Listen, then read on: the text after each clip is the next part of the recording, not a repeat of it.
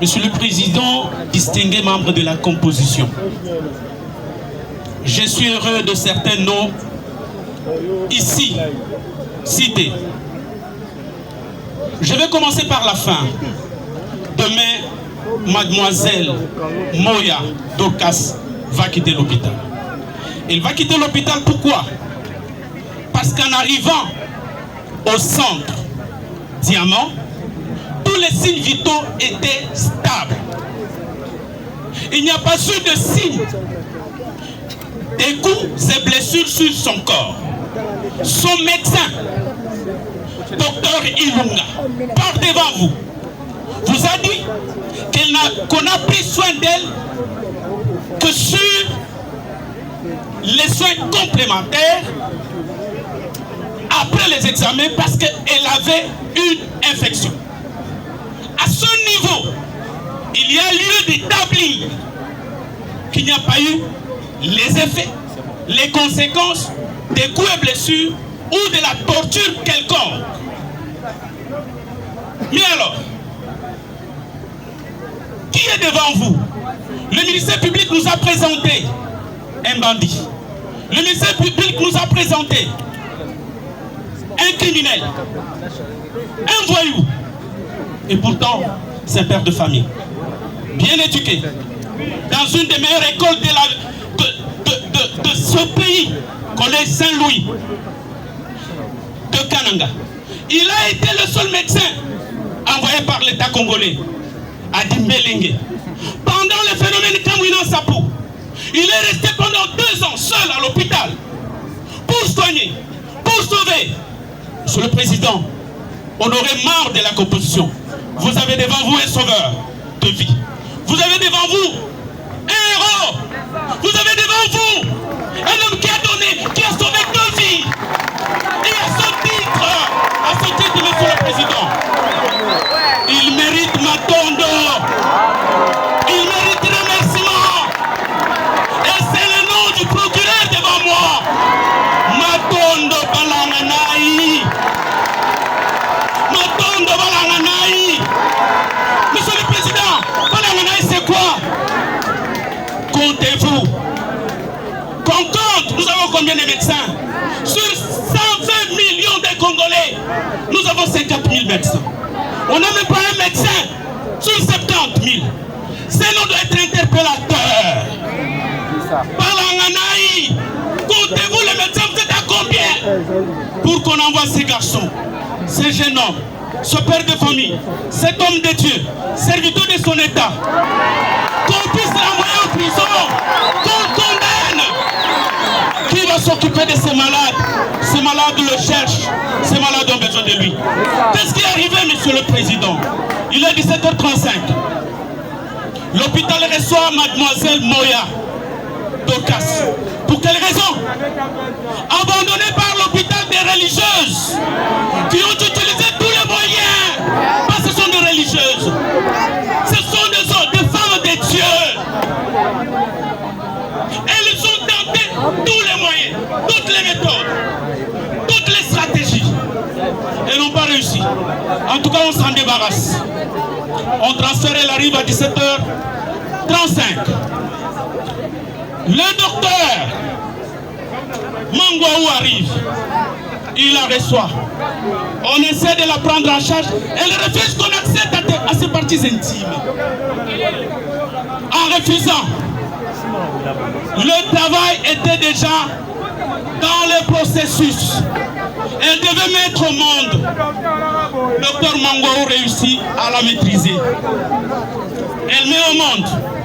S'il vous plaît, retenez vos émotions. Hein? Retenez vos émotions. Laissez les avocats parler librement, calmement. Ne faites pas de commentaires. S'il vous plaît, et faites preuve de discipline. Hein? On dit aussi ça les noter. Mais alors, maître, vous avez la parole, continuez. Monsieur le Président honoré, membre de la composition, Docteur Mangwaou arrive, il réussit à maîtriser la demoiselle. Elle accouche. Il y a une déchirure dans ses parties molles. Et là, il faut une intervention. Il faut réparer. Il tente par tous ses moyens. La dame l'insulte. Mon éducation ne me permet pas de reprendre les insultes qu'elle a proférées contre Dr Mangou. Et elle prend son pied. Il a mis sur la tête du docteur. Il lui asperge le sang. Le docteur est couvert du sang. Sa blouse est imbibée. Et le liquide amniotique bloque sa vue. Il doit partir. Il fait appel au médecin qui était aux urgences. Docteur Yanga, alias Yangabor. Le réparateur d'école des femmes. Le spécialiste, l'expert. Il réussit à mettre la première suture. La dame aussi l'insulte. La dame aussi le tape. Et il lui dit, je suis le réparateur d'école des femmes, je ne peux pas résister.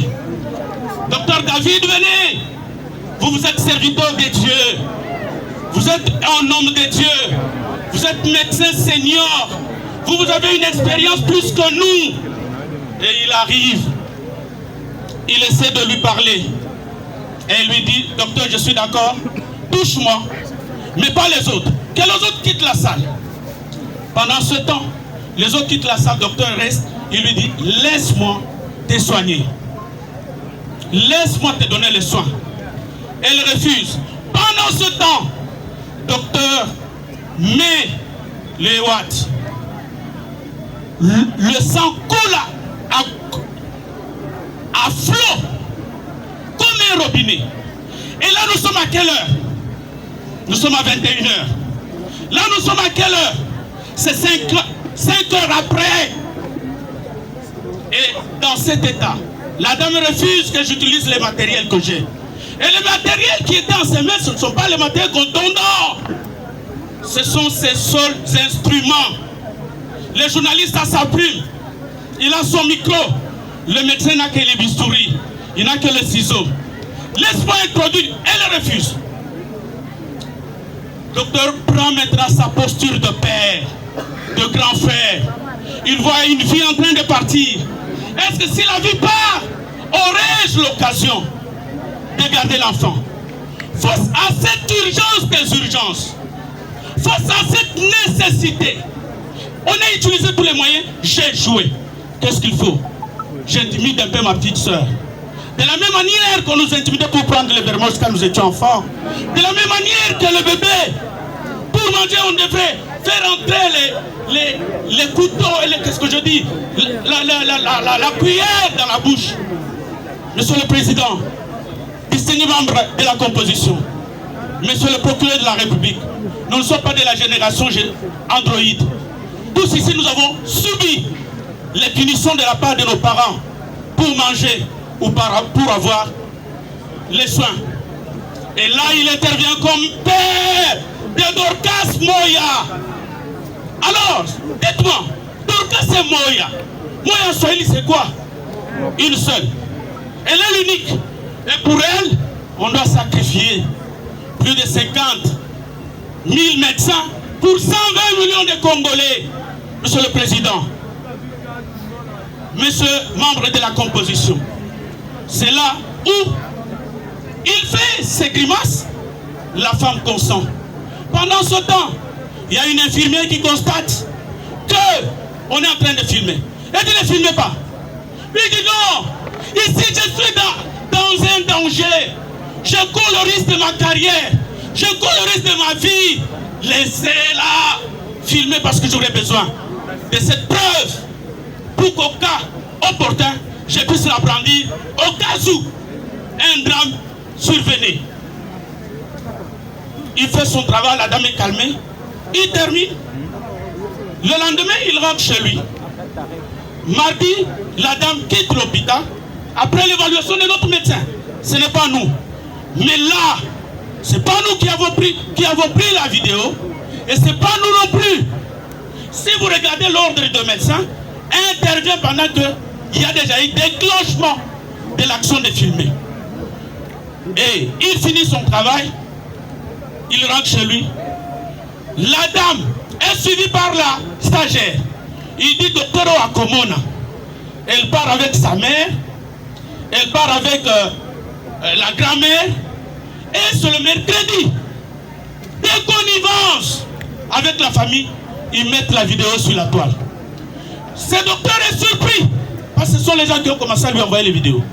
Le lendemain matin, il n'y a pas eu accusation, il n'y a pas eu plainte. Il s'est rendu seul à l'inspection du travail, de la santé. Et là, il dépose directement, le ministère public met la main sur lui. Monsieur le Président, je vais chuter pour laisser la parole à mes confrères. Je crains deux choses. Que le programme du président de la République, de la gratuité de la maternité, soit saboté. Soit saboté. Soit saboté. Et c'est le président de la République contre qui on va tirer une balle. Pourquoi? Parce que c'est la gratuité de l'enseignement qui a fait sa fierté dans le premier mandat. Le deuxième mandat, gratuité de la maternité. Et docteur courait contre le risque d'un décès maternel. Et il a évité. Deuxième crainte que j'ai, monsieur le Président, honoré membre de la composition, est que les médecins désormais disent, le corps médical, face aux caprices des femmes, face aux caprices des malades, nous n'allons pas les toucher. Parce qu'il est notre qui a pris tous les risques.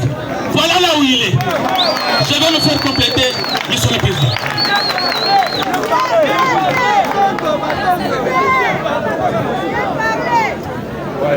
S'il vous plaît, Maître Hans, vous avez déjà consommé 15 minutes. Oh non. Oui, il vous reste... Je parle que pendant 2 minutes. Je veux laisser au confrère pour aborder le fond. D'accord. Vous avez encore 10 minutes du côté du prévenu. S'il vous plaît, votre honneur. Vous avez la parole. De la proposition selon la loi, il y a des évidences dans cette histoire. La première évidence, tout à l'heure là, quand la victime, entre guillemets, a comparu, on lui pose la question de savoir qui a donné son âge. Elle commence par dire, par nier. Je ne sais pas, j'étais amené comme ça. C'est pas moi qui ai dit. À votre question, qui vous a amené à l'hôpital des sœurs? C'est ma grand-mère. Qui avait déclaré? C'est ma grand-mère. Donc vous comprenez que quelque part, la première évidence, c'est que la victime elle-même n'est pas cohérente, elle ment. Nous pouvons retenir que quand quelqu'un ment, on ne peut pas tenir tout ce qu'il dit. Cette évidence-là, vous devez tenir ça. Nous sommes en droit pénal. La victime ment. Elle a commencé par mentir sur son identité, sur la personne. Donc, pour le reste, vous avez du tort. Et je me dis par rapport au fait que le ministère public a basé son réquisitoire sur des mensonges. Donc, c'est aussi un problème. Parce qu'il ne fait que corroborer ce que la victime avait dit. Cependant, ce que la victime a dit, ce sont les mensonges. Quelles sont les évidences que nous avons en droit ici? Première évidence, que vous savez que non, la fille a été renvoyée du centre. Pour quel motif? Vous avez déjà le problème. Deuxièmement, il y a une autre évidence. La fille vient devant vous. Il y a 2 médecins qui ont précédé les médecins d'Afrique. Et ces médecins vous disent que nous n'avions pas eu une patiente ordinaire. Donc nous sommes dans un fin de cas précis sous généris. Sinon nous ne serons pas ici. Il y a un problème, ce n'était pas une patiente ordinaire. C'est une patiente à problème. Et je ne collaborerai pas. Elle ment, elle n'est pas... Donc on est dans un problème, déjà de problème. Et moi je comprends que si chacun de nous se mettait dans cette situation, revenons dans le cas, dans le théâtre des opérations, mais dans la scène supposée de crime, on ne serait pas la même, on ne serait pas nécessaire. Même en disant non, je viens de vous dire que non, voilà le même problème s'est posé. Donc même pour le simple anesthésie, on a eu des problèmes. Donc c'est une évidence que nous avons des problèmes. Quatrième évidence, son transfert. Quand le médecin était en train de traiter, c'était à risque, c'était déjà, la personne avait perdu déjà autant de sang. Elle a combien de litres? 3 litres et demi. Pendant 3 heures, 4 heures, elle avait perdu combien de litres? Est-ce qu'on pouvait transférer? C'était un risque. C'était un risque de la transférer. Donc, c'était un état de nécessité que la jurisprudence, je vais évoquer tout de suite là, va vous parler. Est-ce qu'il y avait plus de nécessité de saturer? Oui. Elle saignait. Et même le médecin qui a dit, a constaté qu'on a résolu le problème. 3, 4, 5, 4 évidences. Est-ce que le médecin a reconnu le fait? Pourquoi le docteur David a reconnu avoir donné le fessé qu'on est en train aujourd'hui d'aggraver? Vous savez, j'ai suivi le ministère public. Il ne parle que dans le limite de la numus nocandi et necandi. Mais il y a un problème en droit. Le droit pénal a évolué. Il y a la numus curandi. La numus curandi que le professeur Nabirungu a évoqué, mais qui n'a pas spécifié. La volonté de soigner. Qui justifie des fois, je peux vous lire ça, qui justifie des fois comment je vais dire, le recours à une certaine contention pour pouvoir administrer les soins. Est-ce que, et c'est là où le droit pénal a un problème, parce qu'aucun acte ne peut être pris de manière isolée. Tout acte en droit pénal doit être l'intention. On ne peut pas dire seulement il a posé tel acte. Quelle était l'intention? Ça c'est le droit pénal. Ça se repose là. L'élément moral. Est-ce qu'il avait la volonté de nuire? Non. Là nous sommes tous d'accord. Il n'y a aucune volonté de nuire. La volonté, le but poursuivi, c'était l'intention de soigner et de donner la vie. Et c'est ce qu'il a réussi à faire. Sinon aujourd'hui, si le docteur David n'avait pas soigné cette dame, si cette sang-là, l'hémorragie n'était pas arrêtée, est-ce que Diamant venait faire ce constat? Non. Donc il y a cette volonté, là où le droit, j'ai apprécié beaucoup votre boulot, monsieur le ministre public, mais là où vous êtes arrêté, vous n'avez pas à provoquer les news, non, la news se courante. La volonté de soigner qu'on donne à un médecin, le médecin a l'obligation, pas seulement de pouvoir utiliser les moyens, même les résultats. Et cet homme, c'est un homme de Dieu. Tout ce que vous pouvez dire aujourd'hui, oui, parce que vous en avez marre, mais mettez-vous à sa place. Mettez-vous à sa place, là où il était. Quelle était la solution pour sauver ces femmes? Qui a une autre solution ici? Il n'y en avait pas. Il faut être à sa place. Et les résultats qu'il nous a donnés aujourd'hui, nous pouvons que le saluer. Bien qu'il y a un acte, mais c'est l'acte, l'intention de cet acte-là. On ne peut pas prendre un acte de manière isolée en droit. Tout acte doit être lié à son intention. Et la volonté de nuire n'y a pas. C'est là où les remparts, c'est là où il y a un problème en droit pénal classique. Et là où l'évolution est, c'est ce que là où le droit français, le droit belge dit, il y a cette volonté de soigner. Et il a soigné. Je crois que j'ai mis un peu de jalons. Je vais laisser le confrère descendre, pardon. Oui, maître, dans votre discussion en droit, vous n'aurez plus que 5 minutes. Monsieur le Président, vous avez déjà consommé 20. Monsieur le Président, les droits constitutionnels garantissent les droits de la défense. Maître, s'il vous plaît, restez dans le cadre. On a accordé à chaque partie 25 minutes. Alors, restez dans vos 25 minutes, s'il vous plaît. Je sais que vous ferez preuve de synthèse et de résumé. Vous allez résumer les faits et puis, parce qu'il s'agit de la discussion en droit, vous pouvez aller à l'essentiel. Merci beaucoup, Monsieur le Président, chers membres de la composition. Notre plaidoirie de ce jour commence par ces mots de l'un des meilleurs de l'école de Ribens et de Bayona Bameya et de mon grand maître Emmanuel Luzolo-Bambile Sapéricles. Son nom c'est Jean-Marie Tassoki Manzeli. Qu'est-ce qu'il nous dit dans son ouvrage de procédure pénale? Il nous dit que l'enjeu majeur du droit pénal ne réside pas dans l'infraction. Encore moins dans la condamnation pénale. La première est déjà commise. La seconde demeure hypothétique. Cet enjeu réside premièrement dans les procès. Parce que les procès permet la découverte et la manifestation de la vérité sur l'enchaînement dramatique qui a conduit à l'infraction. Davantage, l'enjeu du droit pénal réside dans cette ultime occasion accordée aux protagonistes du drame pénal de s'exprimer, surtout lorsque l'auteur des faits parle. Monsieur le Président, il y a eu clameur publique après les faits sociaux totaux globaux.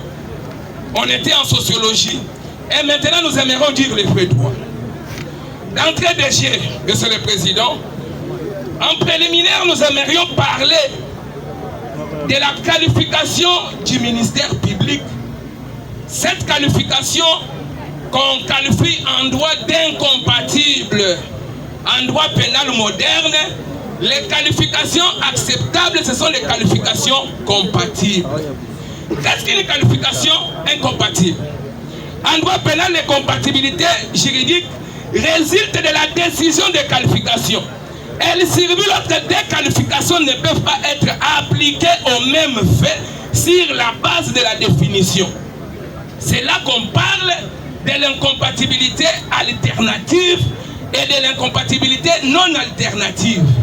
J'étais estomaqué de me trouver devant les mêmes faits qualifiés de coups, mais que le ministère public tente de qualifier tantôt de torture, tantôt de coups et blessures aggravés, tantôt de meurtre, mais que la vérité, avec l'évolution, il y a une fuite en avance. Monsieur le Président, vous devez constater que les deux qualifications sont incompatibles en droit. Pourquoi? Parce qu'on dit les qualifications incompatibles, c'est lorsqu'on est en face de deux infractions, c'est-à-dire des mêmes faits qualifiés de deux infractions ayant les éléments constitutifs différents. Ici, on parle de torture. Quand on parle de torture, l'intensité des coups dans les tortures n'ont pas la même intensité lorsqu'on parle de coups et blessures. Là, c'était les évidences. Je voulais commencer par là, afin de recadrer, pour dire que, dès le départ, la qualification telle que présentée par le ministère public est incompatible. Maintenant, nous commençons avec l'infraction. Résumez, vous n'avez plus... Normalement, vous avez déjà épuisé votre temps. 5 minutes. Mais le Président vous accorde 5 minutes. Ce que j'ai dit, ça contribue à éclairer les tribunaux. Oui, mais restez dans les cadres. Vous avez 5 minutes encore. Je commence avec... avec... 5 minutes, on va vous retirer la Je commence avec la première infraction. Cette infraction qui était autrefois sur les pieds de l'article 360, mais c'est par magie que nous constatons qu'il y a eu l'évolution des qualifications. Et je me demande si en droit, le ministère public peut évoluer avec les qualifications pendant que le juge est déjà saisi. Que cela ne tienne. L'article 372 est évoqué. D'abord, c'est sur le paragraphe intitulé de l'enregistrement des images relatives à la commission des infractions. On vous dit constitutif d'un acte de complicité, des atteintes volontaires à l'intégralité de la personne, le fait d'enregistrer sciemment par personne, par quelque moyen que ce soit, sur tout support que ce soit, des images relatives à la commission des infractions. Ici, on dit premièrement, c'est le fait d'enregistrer. On enregistre quoi? Quelqu'un qui est en train de commettre une infraction. Donc l'infraction ici, d'abord, dès le départ, consiste en quoi? C'est-à-dire c'est la personne qui enregistre. Il enregistre quelqu'un en train de commettre une infraction. 10 avec le premier alinéa, nous pouvons constater que lui, que vous qualifiez qu'il était en pleine de commission de l'infraction. Donc la personne qui a filmé n'est pas là. Qui a filmé la commission de cette infraction n'est pas là. Première évidence. Deuxième évidence. Donc je pars à l'alinéa 3. On vous dit que le présent article n'est pas applicable lorsque l'enregistrement ou la diffusion résulte de l'exercice normal d'une profession ayant pour objet d'informer le public, soit lorsqu'il est réalisé afin de servir de preuve en justice. Le ministère public vous a dit que le premier alinéa, il n'a pas eu le temps de lire deuxième alinéa, troisième alinéa.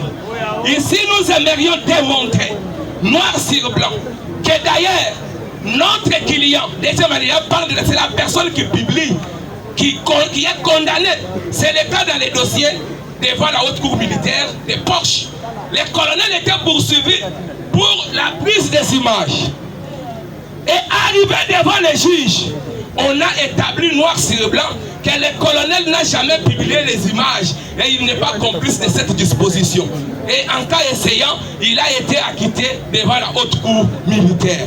Et aussi surabondamment, vous allez constater ici, parce qu'ils ont évoqué pourquoi les médecins avaient demandé d'enregistrer. Les derniers alinéas nous soutiennent pour dire que cet enregistrement était dans le but de s'en servir devant les juridictions judiciaires. C'est-à-dire, même si vous lisez ici, vous allez comprendre, on vous dit que cette infraction n'est pas applicable dans cette circonstance. Deuxième infraction, les coups et blessures.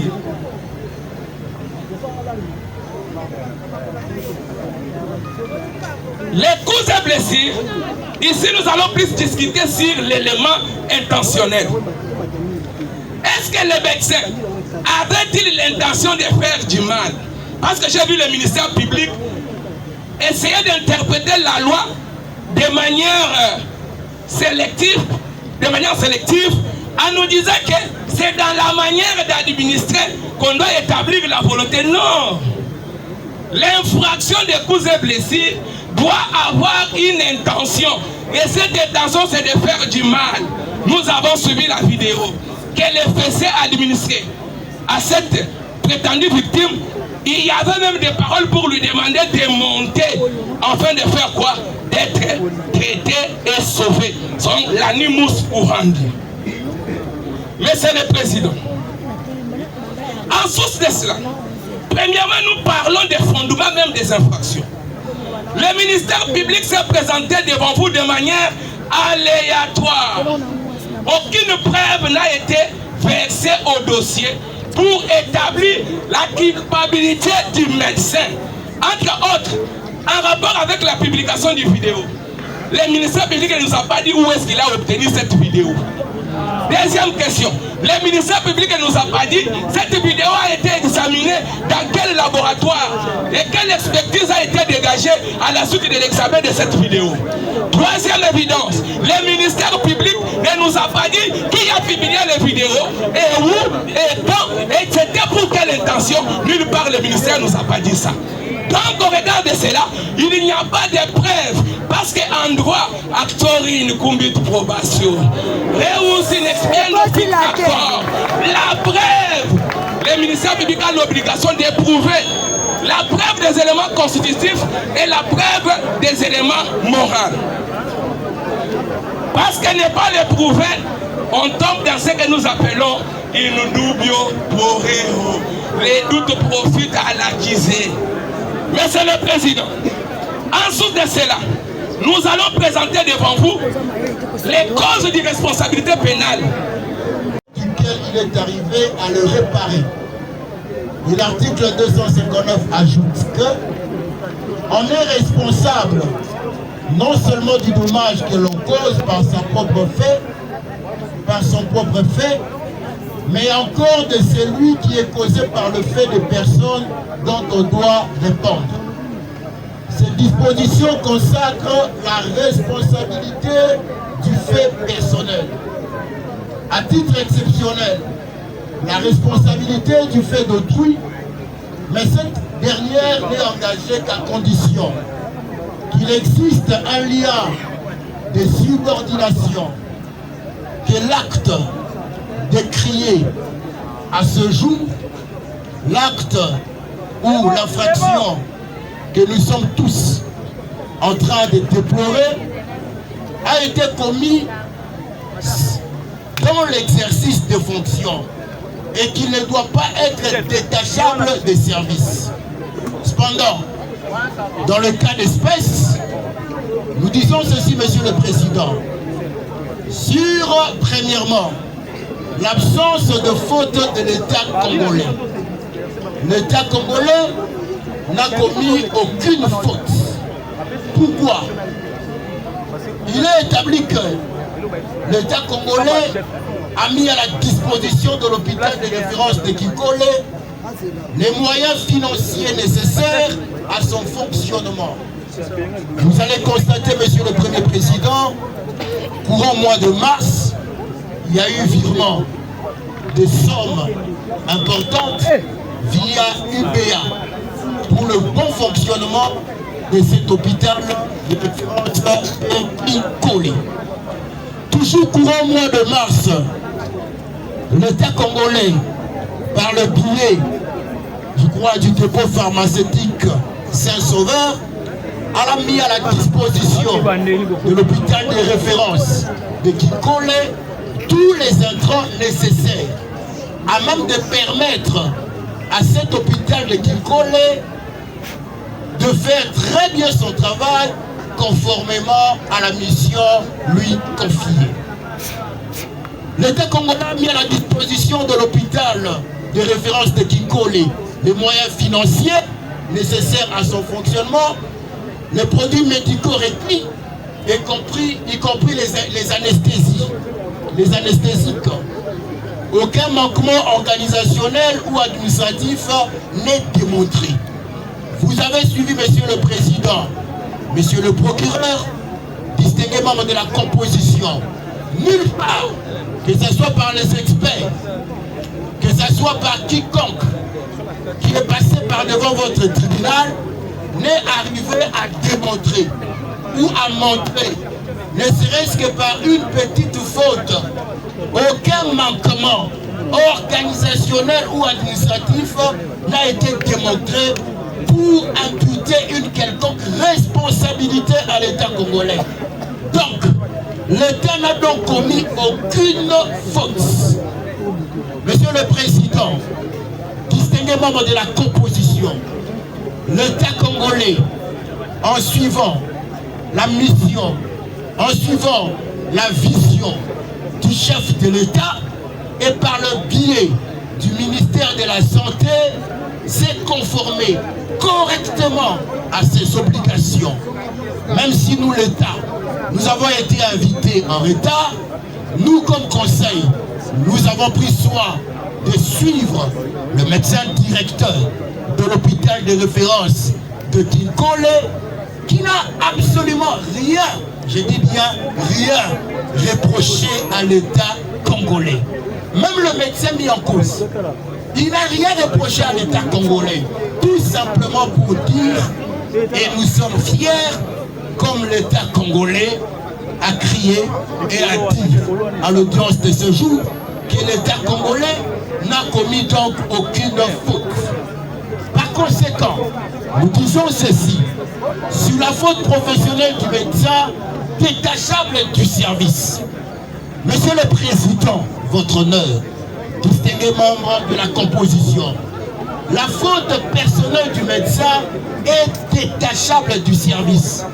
La raison pour laquelle vous avez constaté, lorsque le gouvernement de la République a été informé de faits qui sont pratiquement inacceptables, les mesures ont été prises. Vous avez vous-même entendu par la voix, en commençant par le médecin directeur de l'hôpital de référence, les mesures qui ont été prises. On a parlé de l'inspection provinciale. Vous avez tous suivi. Nous avons tous oui dit les mesures qui ont été prises, et le ministre de la Santé, à son tour, pour montrer son indignation, pour montrer que cet acte n'était pas cautionné par le gouvernement de la République, en gouvernement responsable, nous avons pris nos dispositions conservatoires.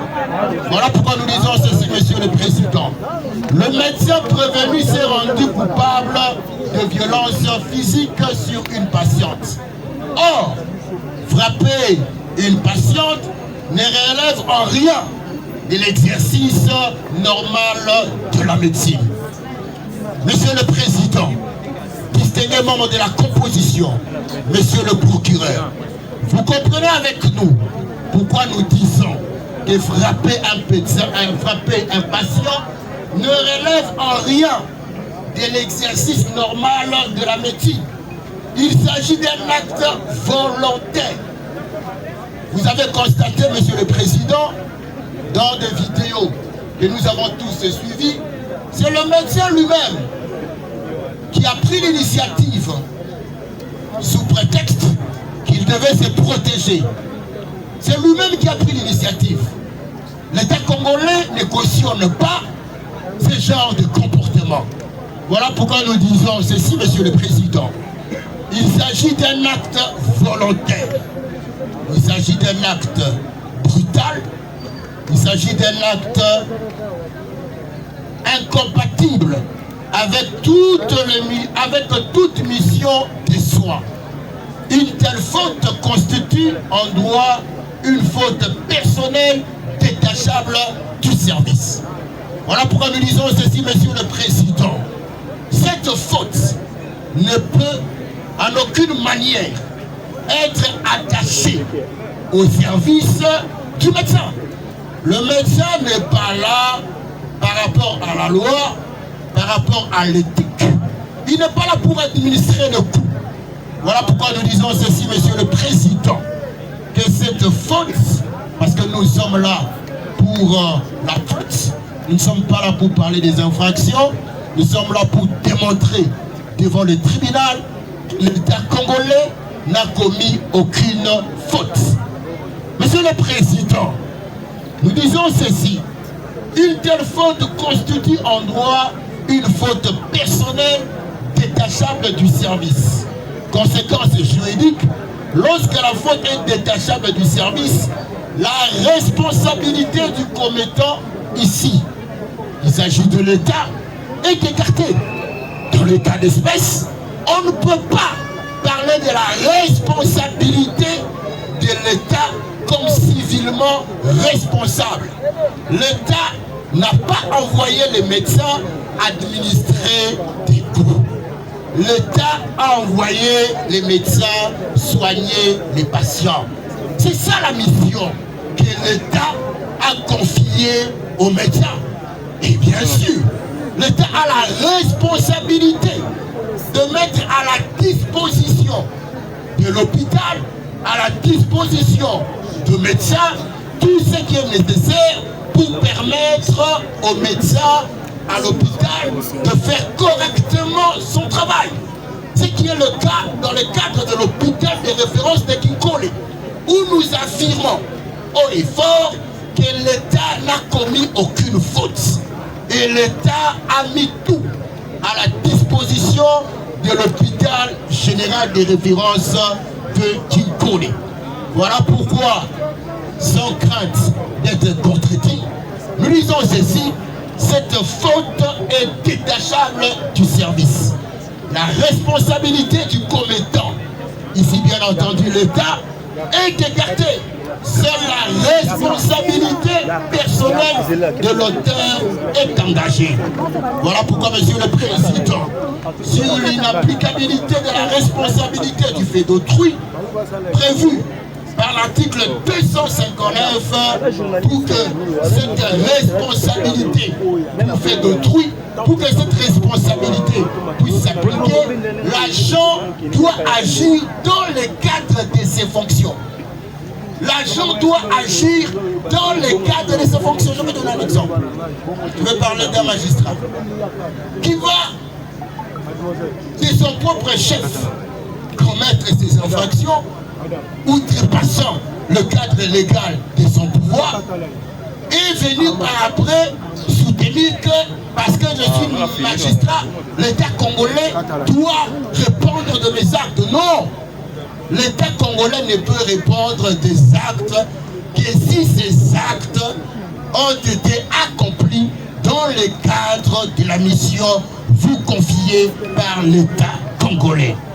Donc, nous disons ceci.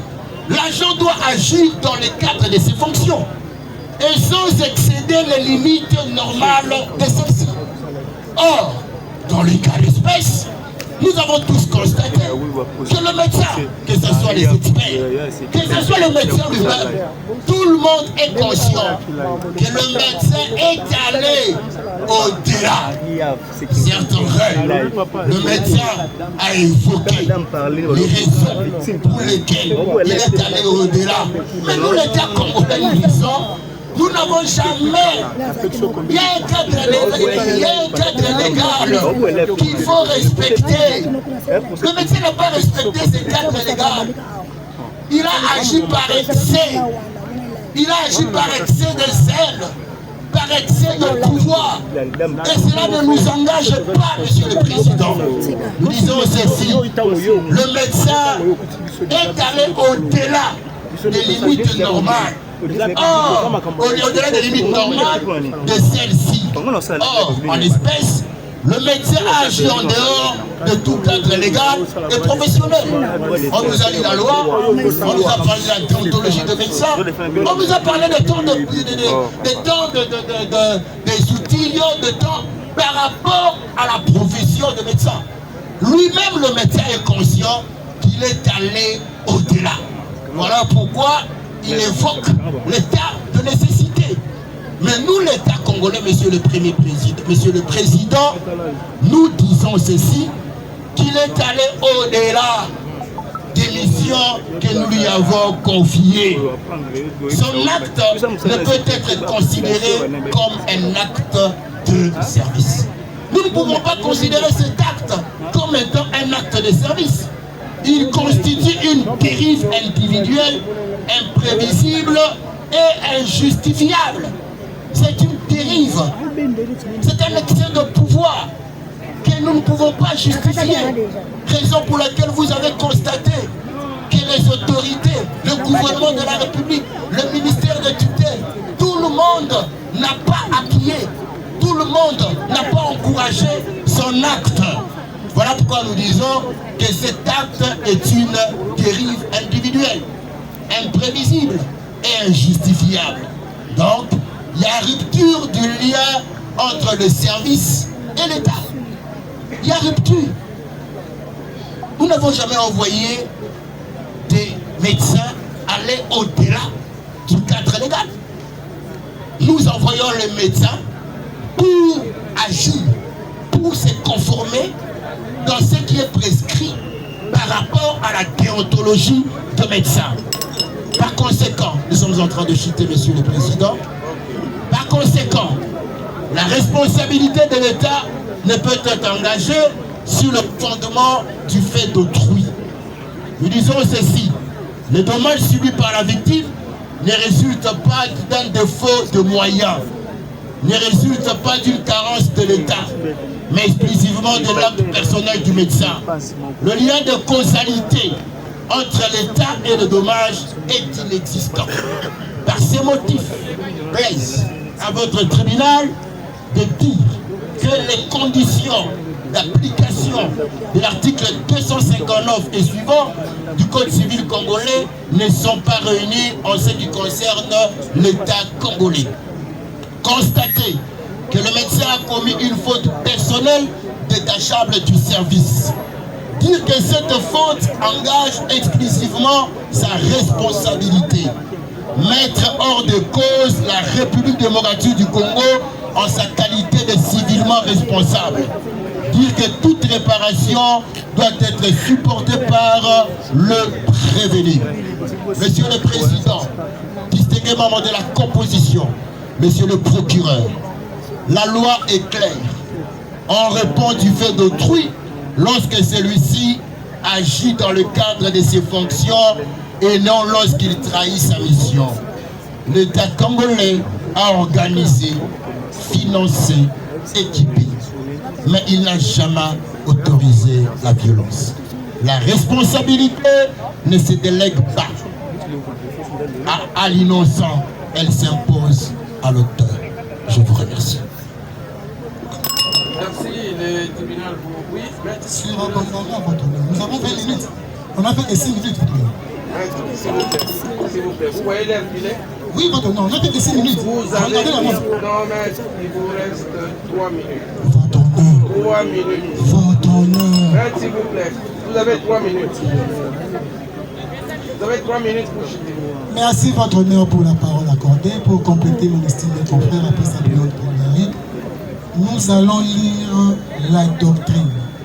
La doctrine enseignée par Niaperongo, citée par le professeur Kafuja Maneno dans son ouvrage Traité des droits judiciaires, tome 1. Il nous dit ceci par rapport à la responsabilité civile de l'État, bien sûr. L'État est en principe civilement responsable des dommages causés par ses agents dans l'exercice de ses fonctions. Point. Cependant, l'État peut être exonéré de ses responsabilités en cas d'abus de fonction lorsque l'agent commet une infraction pénale intentionnelle en dehors de sa mission, sans autorisation et à des fins personnelles. Quand on est au nom de l'instruction des après-midi, mon estimé confrère a posé une question au prévenu. Avait-il la mission de taper sur un malade? Il vous a répondu sans embâche. Il vous a répondu non. Donc, votre honneur, vous constaterez que le prévenu a agi au-delà de ses missions, les missions auxquelles l'État lui a assignées. Donc, le tribunal nous a cité comme civilement responsable en s'appuyant sur l'article 260. Et dans ce cas sous examen, ce n'est pas l'article 260 du Code civil libre 3 qui sera d'application, mais l'article 258. Parce que dans ces cas, les prévenus engagent sa responsabilité et pénale ainsi que civile. Nous avons dit sous réserve de faire compléter dans notre forum. Allez, vous avez 1 minute. Merci, votre honneur, c'est suffisant. Votre honneur, la loi mère de notre pays, qui est la Constitution, dans son article 16, il nous dit ceci. La personne humaine est sacrée, l'État a l'obligation de le respecter et de le protéger. C'est ce que nous avons fait. Nous avons instauré un service administratif hospitalier qui fonctionne normalement, comme il se doit. Devant vous, nous avons posé la question à l'expert, de savoir, et la question à la dame, de savoir si elle a été bien reçue et bien traitée. Elle a accepté. Nous sommes liés au service que le médecin donne à nos citoyens. Nous ne donnons pas mandat à un médecin ou à notre propre préposé de frapper ou d'utiliser un acte de violence parce que nous, la République, nous avons comme mission de protéger nos citoyens. Et la Constitution nous le dit, clair et net. Donc, vous allez constater, votre honneur, que l'infraction commise par le médecin est détachable de l'administration hospitalière.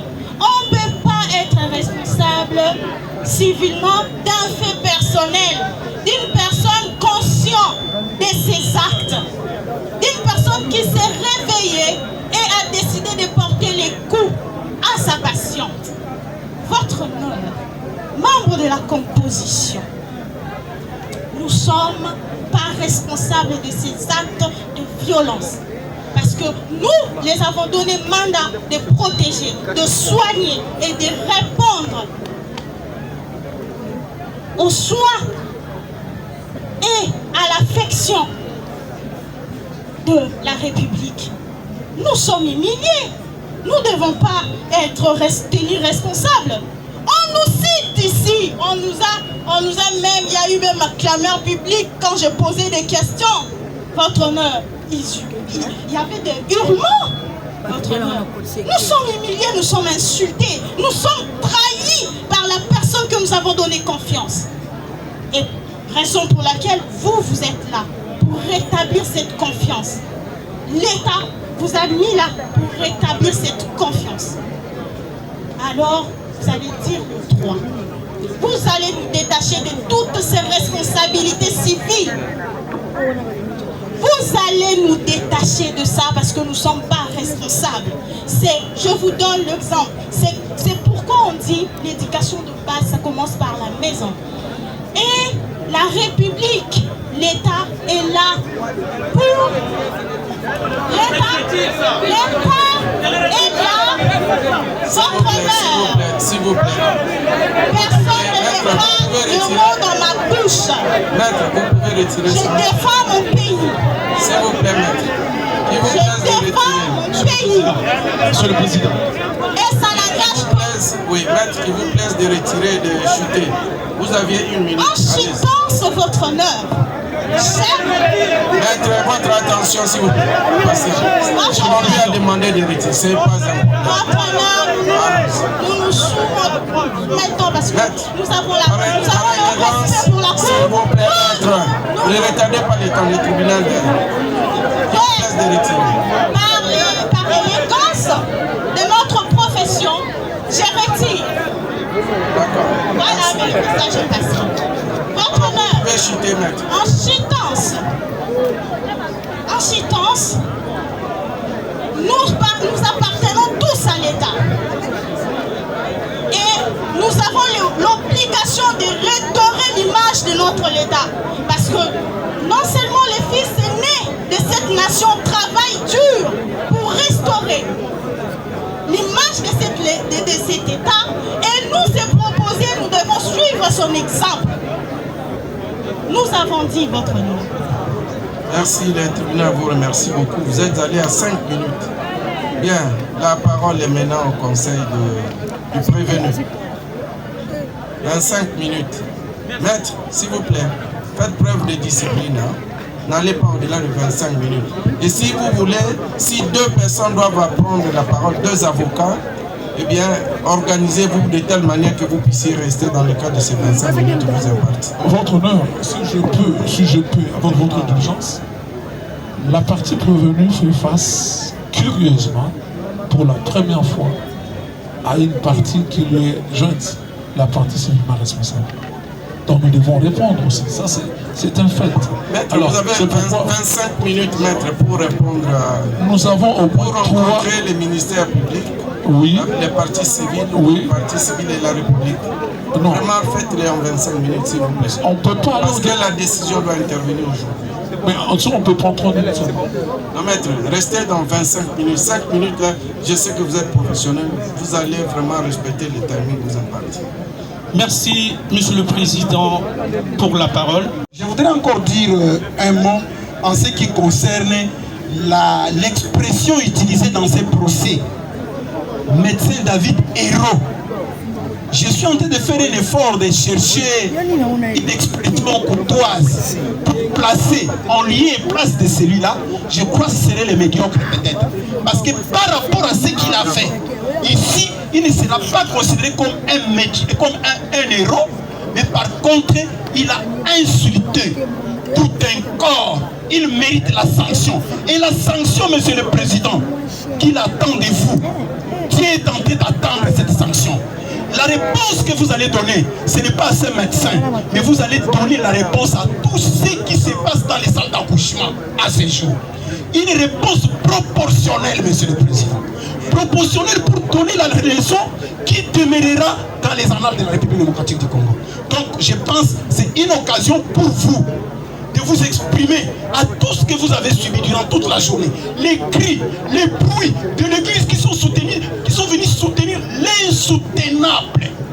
Vous avez le temps qui est en train de vous regarder pour donner une réponse. Et c'est une réponse que nous attendons de vous. J'ai dit sous réserve peut-être d'être compétent. Surabondamment, Monsieur le Président, vous avez promis. Vous voyez que même du côté de la partie civile, vous abusez un peu. Vous savez, mais non, vous êtes à 10 minutes. Monsieur le Président, sur le votre honneur, vous avez promis de quand même, donner un peu plus de temps. Une minute maintenant. Monsieur le Président, surabondamment.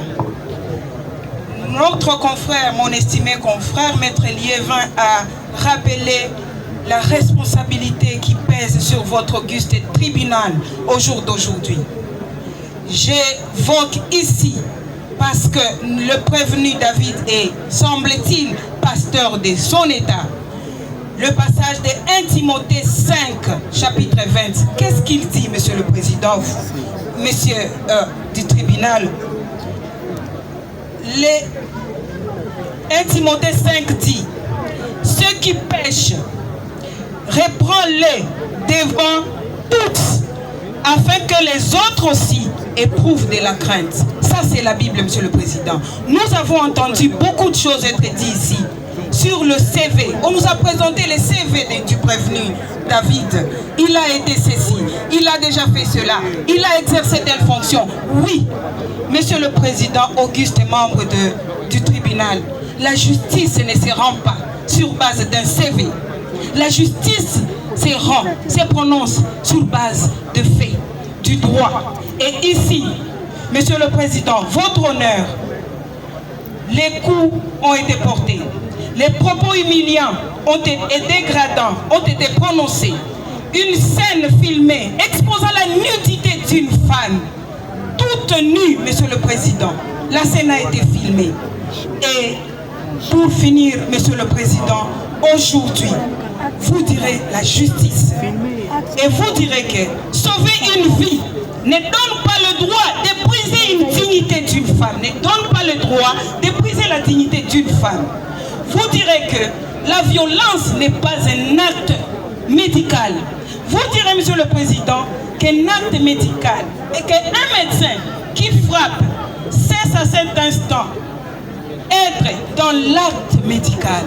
Et ici, on a rappelé, pour terminer, Monsieur le Président, oui, l'état de nécessité. Tout au long de ce procès, on a entendu l'état de nécessité largement développé ou rencontré et par le ministère public et par la partie civile. Il n'y a pas ici d'état de nécessité parce que tout simplement, il y avait un autre moyen qui pouvait être utilisé pour sauver, pour soigner. En conséquence, Monsieur le Président, par ce motif, vous rendrez justice en condamnant le prévenu, tel que prévu dans les réquisitoires du ministère public, et à titre de dommages et intérêts, vous accorderez $1 million à toutes les parties civiles payables à monnaie courante en République démocratique du Congo. J'ai dit, Monsieur le Président. Ok, le tribunal accorde la parole au Conseil, aux avocats de la République. Maître, s'il vous plaît, vous voyez qu'il sera bientôt 18h. Et nous allons revenir ici pour rendre la décision. Vous avez 5 minutes, ne faites pas maintenant comme la partie civile qui a eu, au lieu de prendre 5 minutes, est allé à 15. Quand on lui a fait la remarque, il dit nous savons comment utiliser les minutes. C'était pour utiliser 15. 5 minutes maintenant. Votre honneur, on ne nous a pas secoué par rapport à la plaidoirie que nous avons faite. La partie civile vous dit qu'il faut que vous fassiez application de l'article 260 du Code civil congolais livre 3. Nous vous avons fait la démonstration ici, votre honneur, que les prévenus a agi, bien sûr, dans l'exercice de ses fonctions, mais au-delà de ses missions. Nous courons derrière les temps, votre honneur, je ne peux plus relire ni dire. Je vous dis, je l'ai lu ici. Lorsque vous agissez au-delà de vos missions et que vous commettez une infraction, cela n'engage pas la sécurité de la République, votre honneur. Le confrère s'est même donné un exemple. Si le médecin avait administré des produits périmés donnés par la République, il avait mal piqué la partie civile, on aurait volontairement acquiescé les dommages et intérêts demandés. Mais dans le cas d'espèce, dans le cas sous examen, votre honneur, le médecin a agi au-delà de ses missions. Par exemple, votre honneur, la dernière infraction par rapport au fait de filmer l'article 253, je crois, du code numérique. Votre honneur, en quoi ça peut engager la sécurité de la République? Le téléphone avec lequel on a filmé est un téléphone de service donné par la République. Non, pas du tout. C'est un personnel, un téléphone privé. Le médecin, pendant la salle d'accouchement, a la mission donnée par la République de filmer un patient. Non, mais comment on peut faire le lien lorsque un médecin agit au-delà de ses missions et la République pour qu'on paye les dommages intérêts? Votre honneur, vous allez faire application de l'article 258 du Code civil congolais, livre 3, et non 259 et suivant. Nous avons dit sous raison de nous faire compléter. Merci, merci. Oui, maître, une minute, maître. Merci, votre honneur. C'est suffisant pour nous. Oui, non, mais la fois passée, vous avez dit que c'est suffisant, vous êtes allé. Votre honneur, membre de la composition, nous ne devons pas faire la confusion entre service administratif, hospitalier prière et un service personnel. Quelqu'un qui s'est estimé, hein, il s'est senti à l'aise de porter des coups à sa passion. À quoi ces services-là concernent l'État congolais? Nous avons pour mission, dans nos services, de soigner le patient. Nous avons pour mission votre honneur de porter secours aux patients. C'est ça la mission que la RDC, la République démocratique du Congo, donne à ses préposés médecins. Ce n'est pas la violence. Il est d'agir sur la conviction personnelle, sur ses humeurs. C'est une faute, on a dit ici, c'est une faute personnelle et non une faute qui doit lier l'État congolais. En acceptant que nous puissions payer des dommages, vous allez entêter d'autres médecins de commettre des fautes de violence pour que nous payions des dommages et intérêts inutilement alors que nous n'avons pas concédé cette mission à nos préposés. Okay. Nous avons dit votre... Merci, le tribunal vous remercie. Avant d'accorder la parole au conseil, parce qu'on va chuter par là, on va terminer par là, c'est à partir, après eux, qu'on va clôturer le débat. Il y a le ministère public qui avait omis un aspect de la question et voudrait... Monsieur le procureur, en 2 minutes. Merci, Monsieur le Président, pour la parole que vous accordez. Monsieur le Président, à l'entame de cette flagrante, nous avions retenu 4 infractions. Et ces 4 infractions, Monsieur le Président, étaient retenues provisoirement parce que nous sommes en matière de flagrance. Au fur et à mesure, nous étions en train de découvrir le fait. Quoi de bien normal, Monsieur le Président, parce que nous sommes des scientifiques, nous avons eu à prendre la décision éclairée de laquelle l'une des infractions que nous avons retenues provisoirement. Monsieur le Président, il n'y a pas incompatibilité. L'infraction de torture est différente de l'infraction des coups et blessures volontaires aggravées. Nous savons de quoi nous parlons et nous nous abstenons, Monsieur le Président, de revenir quant à cette faute de temps, Monsieur le Président. Car cela n'est dit. Nous reconduisons en toute substance notre réquisition. Et nous en profitons, Monsieur le Président, tout en vous sollicitant l'arrestation immédiate lorsque vous allez prendre votre décision. Nous avons. Merci. Merci, Monsieur le procureur, pour toutes ces précisions. Bien, de l'autre côté du prévenu, vous avez 10 minutes. S'il vous plaît, vous avez 10 minutes et puis le prévenu aura 3 à 5 minutes pour son mot de la fin. Vous avez la parole. Vous prenez la parole à 18h moins 12, c'est-à-dire à 18h03 minutes.